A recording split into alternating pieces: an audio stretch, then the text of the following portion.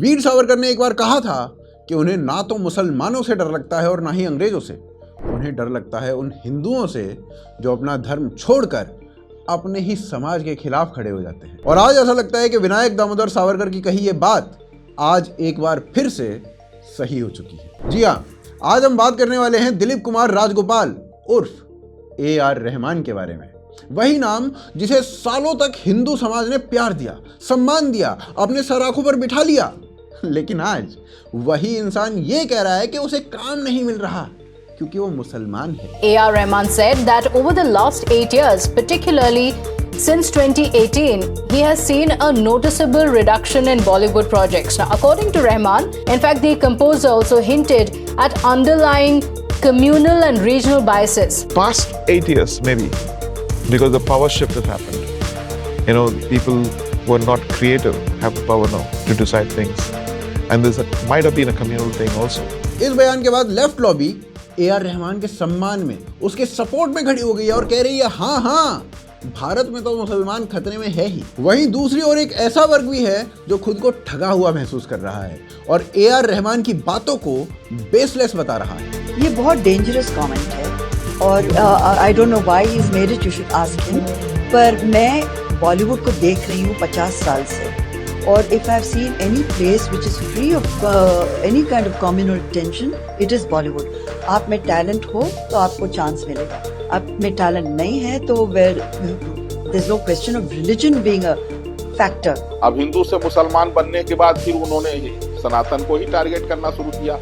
अब वो कह रहे हैं कि हम चूंकि मुसलमान है हो गए हैं इसलिए उनको काम नहीं मिल रहा है। तो ऐसे जो दो गले लोग हैं इनको सच में काम नहीं मिलना चाहिए, जो न घर के हैं, न घाट के हैं, न राम के हैं, न रहीम के हैं। ऐसे लोग देश के लिए बेहद खतरनाक लोग हैं। इनफैक्ट इवन आज कंगना रनौत जैसी अभिनेत्री वो यहाँ तक कह रही हैं कि AR रहमान बाहर से कुछ और हैं लेकिन अंदर से बहुत ज्यादा रेडिकलाइज हो चुके हैं। और चलो एक घड़ी को कंगना की कही बात को हवा में भी मान लिया जाए, फिर भी AR रहमान के बारे में पिछले कुछ सालों में इतने सारे रेवलेशन सामने आए हैं ना कि इस शक को वो मजबूत ही करते हैं और कुछ नहीं। चाहे वो एक तिलक लगाए हुए व्यक्ति को अपने घर में एंट्री लेने से मना कर देना हो, ஒரு பாட்டு கொடுத்தாங்க ஒரு நாளைக்கு அப்புறம் மறுநாள், ஆனால் அவங்க அம்மா சொன்னாங்க இந்த விபூதி குங்குமம்லாம் வைக்கவே கூடாது।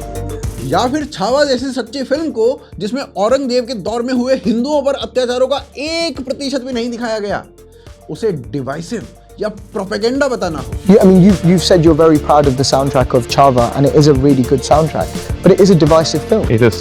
You know, I watched it. I'll be really honest with you. It is divisive. I think it cashed on divisiveness. या फिर उन लोगों से दूरी बनाना हो जो खुलकर हिंदुओं के पक्ष में बोलते हैं। तो अब सवाल बहुत सीधा साधा सा है, आखिर क्यों AR रहमान जिसने सालों तक हिंदुओं से पैसा कमाया, प्यार कमाया, भरोसा कमाया और अपना साम्राज्य तक खड़ा कर लिया, वही इंसान अचानक से अपने ही रूट्स को पूरी तरीके से कैसे भूल चुका है और ऐसी बातें क्यों कर रहा है? I think we are lucky actually meeting in this place where a lot of Hindus, Muslims and Sikhs and Christians all gather together to get spiritual experience, and I'm glad you're here. और इसमें सबसे बड़ा सवाल ये कि क्या रहमान वही रास्ता अपनाते जा रहे हैं जो इतिहास ने पहले देखा हुआ है? क्या AR रहमान स्वतंत्र भारत के अल्लामा मोहम्मद इकबाल बनने की दिशा में बढ़ चुके हैं?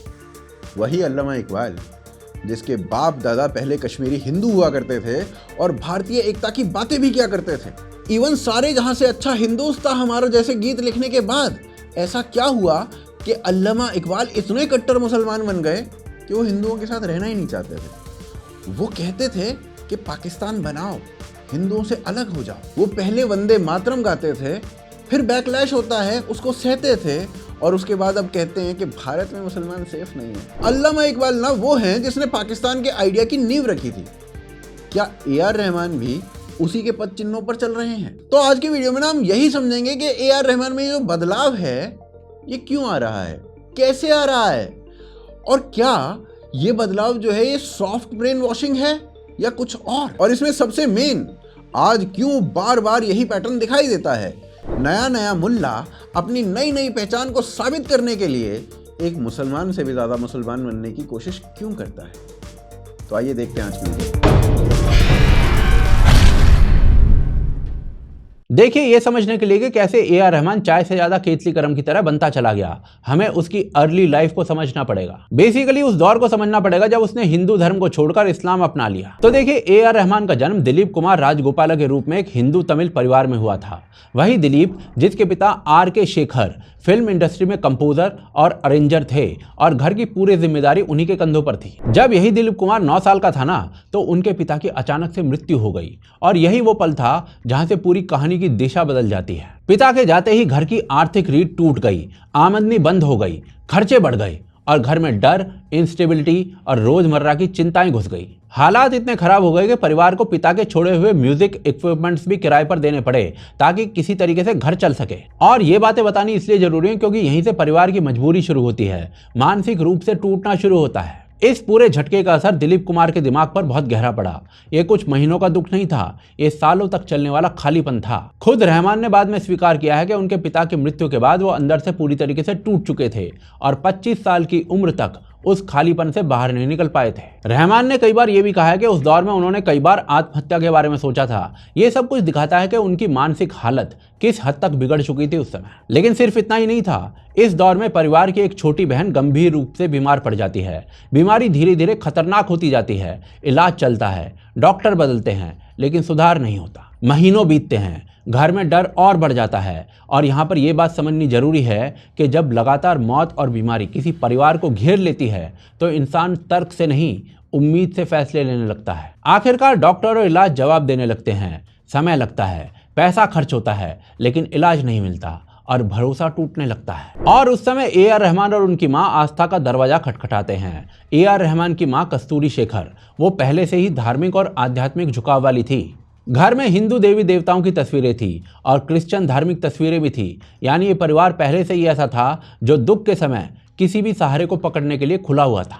और इसी समय परिवार का संपर्क पीर करीमुल्ला शाह कादरी से होता है, जिसे रहमान बाद में कादरी साहब कहते हैं। अब यहाँ पर एक बात समझनी चाहिए, एक तरफ इलाज चल रहा था और दूसरी तरफ दरगाह में माथा टेकना भी शुरू हो चुका था। और जैसे ही बहन की हालत में सुधार आता है तो सारा श्रेय कादरी साहब को दे दिया जाता है। यही वो मोड़ था जहां से संतुलन बिगड़ जाता है। कादरी साहब इस मौके का पूरा फायदा उठाते हैं। वो परिवार के बेहद क्लोज आ जाते हैं। रोजाना बातचीत, सलाह, धार्मिक बातें और मानसिक सहारा, धीरे धीरे परिवार इमोशनली उन पर निर्भर हो जाता है। और इस क्लोजनेस के बाद सूफिज्म परिवार की जिंदगी में प्रवेश करता है। ये किसी किताब या तर्क से नहीं आया था, ये रोजमर्रा की बातचीत, भावनात्मक सहारे और डर से राहत देने वाले शब्दों के जरिए आया था। रहमान खुद मानता है कि कादरी साहब के शब्दों से उस दौर में उनको और उनकी मां को अंदर से शांति महसूस होने लग गई थी। लेकिन ये बात भी समझनी जरूरी है कि ये शांति उस समय मिली जब परिवार पहले से ही टूटा हुआ था। जब कोई इंसान इतने लंबे समय से डर, दुख और अस्थिरता में जी रहा हो, तब ऐसा सहारा बहुत गहरा असर करता है और इंसान सवाल पूछना बंद कर देता है। लगभग 1984 से 86 के बीच में प्रभाव और गहरा होता चला गया। दिलीप कुमार, जो उस समय एक कंफ्यूज्ड, टूटा हुआ और दिशा खोजता हुआ युवक था, वो धीरे धीरे कादरी साहब की बातों से प्रभावित होने लग गया। इस्लाम को लेकर दिलीप के सामने जो भी बातें कही गई वो उसने बिना विरोध के स्वीकार करनी शुरू कर दी। और फिर करीब 1988 से 1989 के आसपास पिता की मौत से लगभग 10 साल बाद पूरा परिवार औपचारिक रूप से ऑफिशियली इस्लाम को स्वीकार कर लेता है। एक साथ पूरे परिवार ने अपनी पुरानी पहचान को छोड़ दिया था। और यहाँ पर आयरनी देखिए, जिस रिलीजन को अपनाया गया उसी में संगीत को हराम कहा जाता है। लेकिन ये सवाल उस समय किसी के दिमाग में नहीं आता, क्योंकि फैसला धर्म का नहीं था, उस सहारे का था जिसने मुश्किल समय में उनको पकड़ लिया था। शायद उस समय उन्होंने किताब के पहला और आखिरी पन्ना ही पढ़ा था, तो सवाल उठा भी नहीं दिमाग में। कन्वर्जन के बाद दिलीप कुमार अपना नाम बदलना चाहता है। वो एक हिंदू एस्ट्रोलॉजर के पास जाता है और कहता है कि उसे एक अच्छा मुस्लिम नाम चाहिए। वहां उसे अब्दुल रहमान नाम सुझाया जाता है, जिसे वो स्वीकार कर लेता है। और इसके बाद कादरी साहब अल्लाह रखा जोड़ देते हैं और यहाँ से उसका नाम बन जाता है अल्लाह रखा रहमान। और यही नाम आगे चलकर ए आर रहमान बन जाता है। और इसके बाद वो अपने आप को पूरी तरीके से मुसलमान के रूप में स्थापित कर लेता है। 5 वक्त की नमाज होती है, हज यात्रा होती है। रहमान खुद कहता है कि वो नमाज कभी नहीं छोड़ता। उसकी दिनचर्या, सोच और अनुशासन पूरी तरीके से इसी पहचान के आसपास घूमने लगते हैं। लेकिन उसकी कहानी यहाँ पर खत्म नहीं होती, उसकी कहानी एक्चुअली यहाँ से शुरू होती है। देखिए, एक तरफ जहां ए आर रहमान अपनी नई मुस्लिम पहचान में पूरी तरीके से ढल चुके थे, वहीं दूसरी तरफ उसी समय वो अपने करियर को लेकर बहुत साफ और व्यवहारिक सोच बना चुके थे। धर्म परिवर्तन के बाद उन्होंने ये तय कर लिया था कि अब पिता की तरह वो भी संगीत में ही अपना करियर बनाएंगे, क्योंकि संगीत उनके लिए पहचान भी था और ताकत भी। फिर क्या, वो पहले से ही कर्नाटिक म्यूजिक सीख चुके थे। कीबोर्ड, पियानो, स्टूडियो टेक्नोलॉजी, इसमें वो बहुत मजबूत थे। उनके पिता R.K. शेखर फिल्म इंडस्ट्री में कंपोजर थे, इसीलिए इंडस्ट्री का रास्ता उनके लिए पहले से खुला हुआ था। शुरुआत में उन्हें पिता के नाम से मौके मिले, नहीं टैलेंट था, लेकिन ये भी सच है कि एंट्री पिता के नाम से आसान हो चुकी थी। फिर 1980 के दशक के आखिर तक A.R. रहमान चेन्नई की एड इंडस्ट्री में लगातार जिंगल्स बना रहे थे। वहां उनका नाम ना भरोसे के साथ लिया जाने लगा था। इसी दौरान उनकी मुलाकात होती है मणिरत्नम से। 1992 में 1992 में तमिल फिल्म रोजा, उसके लिए उन्होंने संगीत दिया। बस यहीं से रहमान का करियर ना तेजी से ऊपर जाने लगा। 1992 से 1996 के बीच रहमान ने 15 से ज्यादा बड़ी तमिल फिल्मों में संगीत दिया। रोजा, बॉम्बे, इंडियन, कादलन, इन जैसी फिल्मों के गाने ना बहुत ज्यादा चले। इसी समय तमिल इंडस्ट्री में यह साफ दिखने लगा था कि बड़े प्रोड्यूसर पहले रहमान को ही अप्रोच कर रहे हैं। फिल्म फेयर साउथ के मुताबिक 1990s के दशक के अंत तक करीब 60% बड़ी बजट की तमिल फिल्में पहले रहमान के पास जा रही थी। इसका सीधा असर यह हुआ कि देवा, S.A. राजकुमार और CRP, इन जैसे संगीतकारों को बड़े प्रोजेक्ट्स मिलना कम हो चुका था। वे छोटे छोटे कामों तक सीमित रह चुके थे। रोजा के बाद रहमान का नाम पूरे देश में फैल गया। उन्हें नेशनल अवार्ड मिला। बहुत कम समय में वो राष्ट्रीय स्तर पर पहचाने जाने लगे। इस पूरे दौर में कहीं भी ऐसा नहीं दिखा कि धर्म परिवर्तन की वजह से उन्हें कम काम मिला हो या किसी भी तरीके की परेशानी हुई हो। ना उन्हें बाहर किया गया और ना ही उन्हें धर्म को लेकर सवाल पूछे गए। उल्टा ट्रेंड तो ये देखा गया कि उन्हें बड़े प्रोजेक्ट्स लगातार मिलते रहे। 1990 के दशक के मध्य में हिंदी फिल्मों में वो पहुंच चुके थे। दिल से, ताल जैसी फिल्में उन्हें मिल चुकी थी और उसके बाद वो बॉलीवुड में भी बहुत बड़ा नाम बन चुके थे। फिर 2001 में आती है लगान, जिसके गानों की बिक्री करीब 30 लाख यूनिट तक पहुंच चुकी थी। इसके बाद रंग दे बसंती आती है, गुरु, जोधा अकबर और दिल्ली 6 जैसी बड़ी फिल्में इनको मिल जाती हैं। इसी समय तक ना वो सिर्फ संगीतकार नहीं रह चुके थे, अब वो एक ब्रांड बन चुके थे। इस समय तक बॉलीवुड का जो काम था ना, वो कुछ गिने चुने संगीतकारों तक सिमटने लगा था। बॉक्स ऑफिस इंडिया के आंकड़ों के अनुसार 1990 के दशक के आखिर में करीब 35 संगीतकार ऐसे थे जो साल में 2 या उससे ज्यादा बड़ी फिल्में कर रहे थे। 2010 तक ये संख्या घटकर 18 से भी कम रह गई थी। बड़े प्रोजेक्ट्स बार बार उन्हीं नामों को मिलने लग रहे थे, जिनमें रहमान सबसे आगे थे। इससे साफ ये हुआ कि इंडस्ट्री में जगह सबके लिए नहीं बची थी, रहमान के लिए सबसे ऊपर थी। फिर इसके बाद ना साउथ इंडियन सिनेमा में रहमान ने अपना निजी स्टूडियो मॉडल अपनाया। ऑर्केस्ट्रेशन, प्रोग्रामिंग, बैकग्राउंड स्कोर, सब कुछ उनके अपने स्टूडियो में होने लगा। काम जो था ना वो उनकी टीम को लगातार मिल रहा था। लेकिन बाहर काम करने वाले जो अरेंजर थे, जो म्यूजिशियंस थे, उनके मौके कम होते चले गए। हिंदू में छपी हुई रिपोर्ट्स के अनुसार फ्रीलांस म्यूजिशियंस ने बताया कि उनके काम में ना 30 से 40% तक कमी आ चुकी थी, यानी ताकत कुछ हाथों में सिमट चुकी थी। In fact playback singer Abhijeet Bhattacharya के मुताबिक ना रहमान ने तकनीकी पर जरूरत से ज्यादा जोर दे दिया। अभिजीत के मुताबिक रहमान ने खुद कई बार ये कहा है कि लाइव म्यूजिशियंस की क्या जरूरत है, सब कुछ लैपटॉप पे, सॉफ्टवेयर पे हो जाता है, तो इन्हें हटाओ। इस सोच की वजह से ना कई इंस्ट्रूमेंट प्लेयर्स का काम छिनने लगा और बहुत से म्यूजिशियंस बेरोजगार हो गए। थैंक्स टू मिस्टर रहमान, उन्होंने बताया सबको कि कोई ज़रूरत नहीं म्यूजिशियन को और इसकी, सब कुछ इधर मिलेगा लैपटॉप में, सब कुछ। और सक्सेस उन्हें मिल गया है। सब सक्सेस बाकी लोगों को मिला है, उनकी वजह से सबको सक्सेस मिल गया। बेचारे म्यूजिशियन लोग घर पे बैठे हैं, एक साथ 100 वायलिन, 50 वायलिन बैठते थे, बजा रहे हैं। मेरे सुनो ना में भी हमने देखे वायलिन बज रहे, सुनो ना और पूरा वायलिन बज रहा है। अब नहीं है, तो रहमान साहब ने बोल दिया कि भाई जितना कमाएंगे सिर्फ मैं कमाऊंगा, म्यूजिशियंस की ज़रूरत नहीं है। आपको चेलो चाहिए, आपको कोरस चाहिए, आपको वायलिन चाहिए, आपको फ्लूट चाहिए, किसी एक फ्लूट वाले को कभी बुला लेंगे, एक रिदम वाले को बुला के उस पर ऐड कर देंगे। म्यूजिशियन को घर पे बैठा हुआ है, प्रोग्रामिंग, वो भी ऐसा ही था। तो आप लोगों को क्या सुना रहे हो?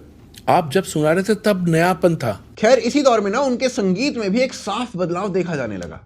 उर्दू शब्द, सूफी भाव, कव्वाली, इस्लामी प्रतीकों वाले गाने ये लगातार बढ़ते चले गए। ख्वाजा मौला का जिक्र इनके गानों में बार बार आने लगा और ये सिर्फ संगीत का प्रयोग नहीं था बल्कि एक तय दिशा बनती चली जा रही थी। दिलचस्प बात यहाँ पर यह है कि इन गानों को बड़ी संख्या में हिंदू श्रोता ही सुन रहे थे।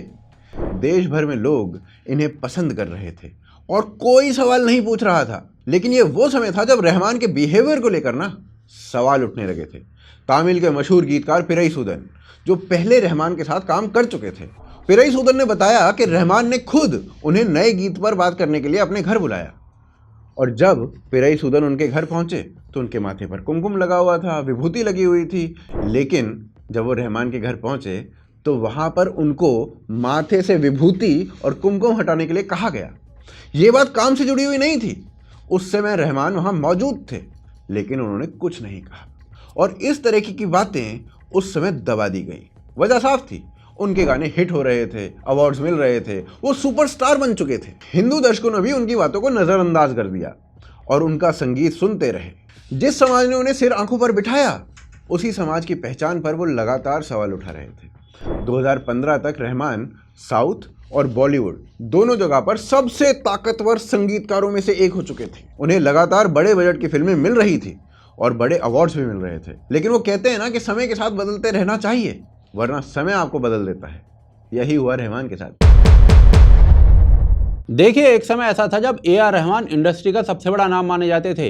बड़े बड़े डायरेक्टर्स, बड़े बड़े प्रोड्यूसर्स, बड़े बैनर्स उन्हीं के पास जाते थे काम के लिए। फिल्मों की प्लानिंग उनकी डेट्स को देखकर तय होती थी। लेकिन 2015 के बाद तस्वीर धीरे धीरे बदलने लग गई। सबसे बड़ा बदलाव म्यूजिक सुनने के तरीके में आ गया। डिजिटल प्लेटफॉर्म्स तेजी से बढ़ गए। यूट्यूब, स्पॉटिफाई के बाद इंस्टाग्राम रील्स का दौर आ गया। आप गाने पूरा सुनने की जगह उनके हुक और बीट मायने रखने लग गए। लोगों का ध्यान छोटा हो गया। 3 से 4 मिनट के गाने की जगह 20 से 30 सेकंड का हिस्सा वायरल होने लग गया और इस बदलाव के आने से काफी सारे नाम पीछे छूटने लग गए और ए आर रहमान का नाम भी उनमें से एक था। इस बदलाव का एक बहुत बड़ा कारण था यूट्यूब का बूम।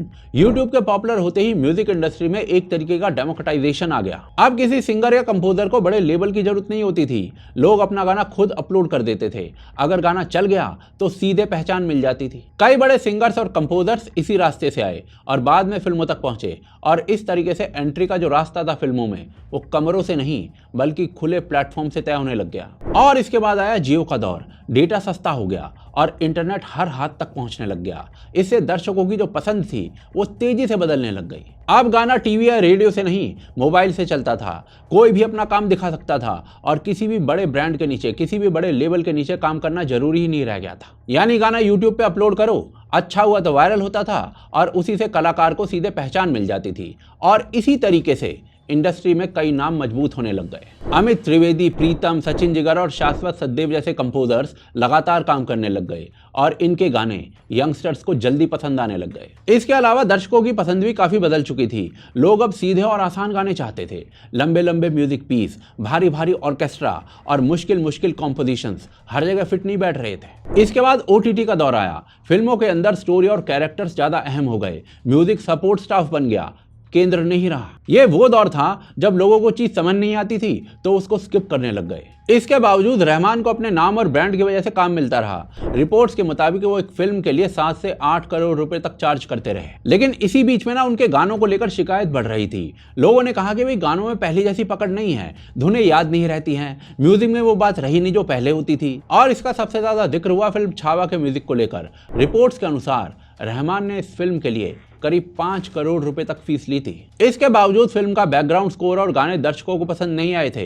कई फिल्म क्रिटिक्स ने साफ साफ लिखा कि म्यूजिक फिल्म के साथ जुड़ ही नहीं पाया। और ये बात एक दर्शक की तरफ से सामने नहीं आई थी बल्कि कई रिव्यूज में सामने आई थी। बाद में जब इस पर सवाल उठे तो रहमान भाई साहब कहने लगे कि भाई फिल्म का जो विषय था वो लोगों को बांटने वाला था, डिवाइसिव था। यहाँ पर सवाल ये उठता है कि छत्रपति संभाजी महाराज पर बनी फिल्म को डिवाइसिव कहना किस सोच को दिखाता है। बहुत से लोगों को यह बयान चुभा। लोगों ने इसे काम के क्रिटिसिज्म से बचने की कोशिश माना और इस तरीके से पिछले कुछ सालों में उनके कई प्रोजेक्ट्स आए लेकिन गाना एक भी ऐसा नहीं रहा जो पूरे देश के अंदर वायरल हुआ हो। जबकि उसी समय नए और छोटे कलाकारों के कई गाने सोशल मीडिया पर छाए रहे। यहाँ फर्क साफ दिखने लग गया।